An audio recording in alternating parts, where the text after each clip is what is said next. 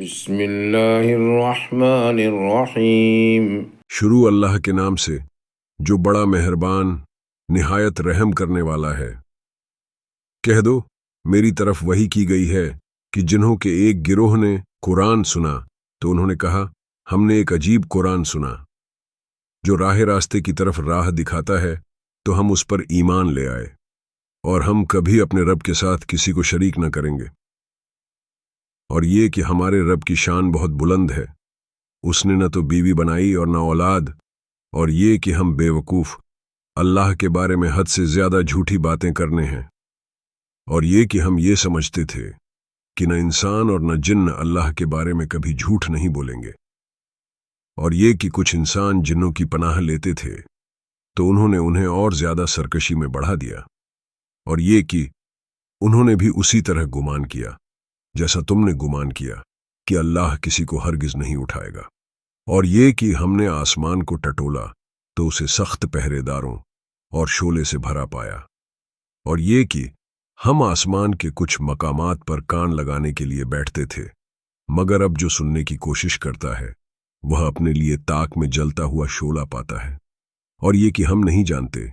کہ زمین والوں کے ساتھ برائی چاہی گئی ہے یا ان کے رب نے ان کے لیے بھلائی چاہی ہے، اور یہ کہ ہم میں نیک لوگ بھی ہیں اور کچھ ہم سے کمتر بھی ہیں، ہم کئی طرح کے طریقوں پر ہیں، اور یہ کہ ہم یہ سمجھتے تھے کہ ہم اللہ کو زمین میں کبھی عاجز نہیں کر سکتے اور نہ بھاگ کر اسے ہرا سکتے، اور یہ کہ جب ہم نے ہدایت سنی تو اس پر ایمان لے آئے۔ اب جو کوئی اپنے رب پر ایمان لائے گا تو اسے نہ کسی کمی کا ڈر ہوگا اور نہ کسی ظلم کا، اور ہم میں سے کچھ مسلمان ہیں اور کچھ ظالم، تو جو مسلمان ہوئے وہی راستے کی تلاش میں ہیں، اور جو ظالم ہوئے وہ جہنم کا ایندھن بنیں گے، اور یہ کہ اگر وہ سیدھے راستے پر قائم رہتے تو ہم انہیں خوب پانی پلاتے تاکہ ہم انہیں اس میں آجمائیں، اور جو اپنے رب کی یاد سے منہ موڑے گا تو وہ اسے سخت چڑھتے ہوئے عذاب میں ڈال دے گا، اور یہ کہ مسجدیں اللہ ہی کے لیے ہیں تو تم اللہ کے ساتھ کسی کو نہ پکارو۔ اور جب اللہ کا بندہ اسے بلانے کے لیے کھڑا ہوا تو وہ اس کے چاروں طرف گھر گئے۔ کہہ دو میں تو اپنے رب کو ہی پکارتا ہوں اور اس کے ساتھ کسی کو شریک نہیں کرتا۔ کہہ دو میں نہ تمہارے لیے کسی نقصان کا مالک ہوں اور نہ کسی بھلائی کا۔ کہہ دو مجھے کوئی اللہ سے بچا نہیں سکتا اور نہ میں اس کے سوا کہیں پناہ پاؤں گا،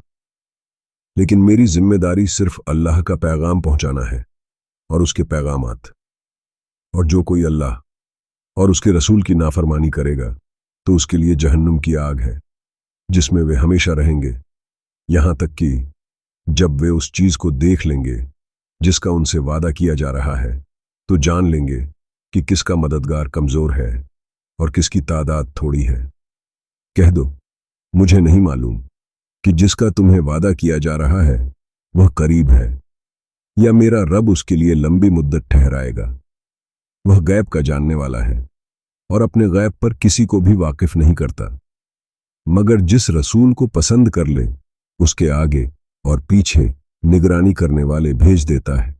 تاکہ وہ جان لے کہ انہوں نے اپنے رب کے پیغام پہنچائے ہیں، اور اس نے ان کے چاروں طرف کی چیزوں کو گھیرے میں لیا اور ہر چیز کی گنتی رکھ لی۔